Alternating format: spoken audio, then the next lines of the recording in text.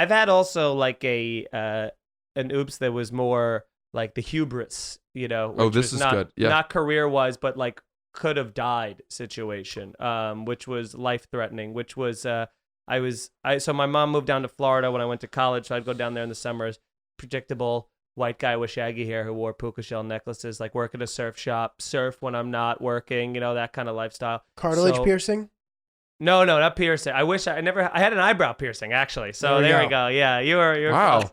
Yeah. Thank you. Pretty good. Wow, that was and good. you were like, no, that wasn't me. That was exactly me. I forgot that was my time, and like I forgot I ever even had that. The only reason I ever took that eyebrow piercing out is because I had to take it out for a restaurant job. This was like after college, and I was putting it back in on the subway, and it like the jewelry, like the ball to it, fell on the subway ground, and I just went, well, I'm not going to go buy another one. That's the end of that. And just took it out and threw it and was like, that's the end of that part of my life. I'm in Florida. I go surf. I'm like, I'm going to go surfing. My mom had come to the beach too. And there was like a red tide warning, which is kind of like, it'll pull the undertow pulls you out. So kind of be careful. But I'm like, I've surfed 30 to maybe less than 30 times. I'm pretty good.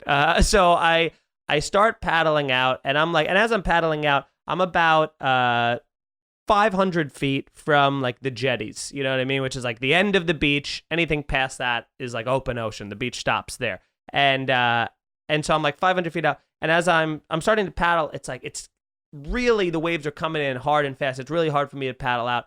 So I'm like, I'm getting out of breath. So I was like, all right, I'm going to turn. I saw that all of a sudden I look over and maybe I'm like 300 feet from the jetties. And I go, oh, I'm getting pulled.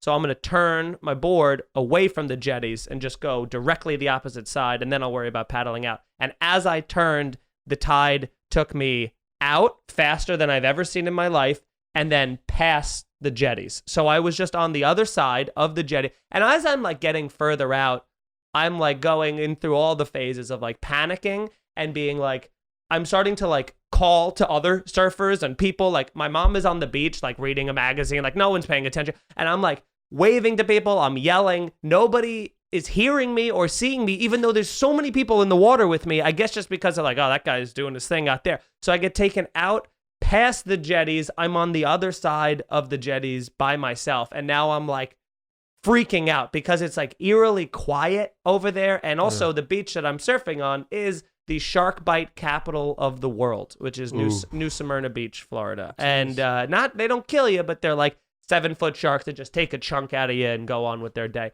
So now I'm like looking around for this. So now I start going like I'm losing ground trying to paddle back towards the jetties. So I get off the board and I'm like swimming overhand towards it. And when I do that, I'm not gaining or losing ground. I'm just staying exactly where I am, getting super tired. And I was like a lifeguard, so I was pretty good at swimming, but I was getting winded and legitimately scared and still getting pulled further out into the thing. So I'm like resting on my board with my legs in the ocean, like worrying if I'm going to get eaten by a shark. I'm like signaling to people that are like, there's like old, like Chinese fishermen, like fishing on the jetties that I'm like looking at. I'm like, Tony, I'm like screaming out to them. And then, so eventually what I did was, the only way I got back was I remembered that like the backstroke is less work than a full front paddle. So I went on my back and kind of just like back swam towards it. And then I was making like just little progress. So it took me, a good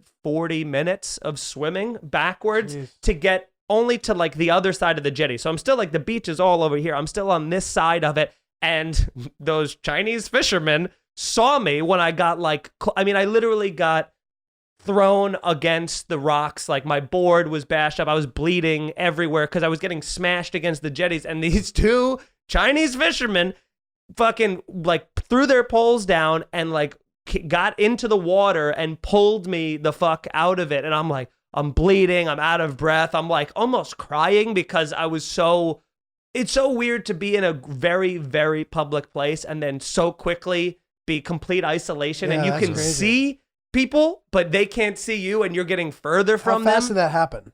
That riptide situation. It was with. I hadn't even rode one wave yet. I was just trying to paddle out. I was just trying to get past the waves, man. The second I turned sideways, it was like within 3 minutes, I was already on the other side of the thing.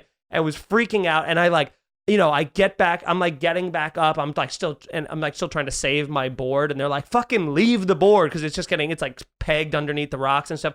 So I get up there. I'm like, I'm limping. I'm bleeding. I go back. And then I see like some of my family members and friends and like my mom that were at the beach. And I like immediately, I'm like, what the fuck? Like I freak out on them. I go, what? You didn't fucking see that? I'm like, calling, freaking out. And they're like, oh, what? We thought that was you. And they just point to like another white guy surfing where I'm like, oh, every white guy looks exactly the same surfing, all of just the wetsuit. I didn't even have a wetsuit on. I just had like a rash guard on, which thank God for that. But yeah, dude, it was like that was one of the most scary moments of my life.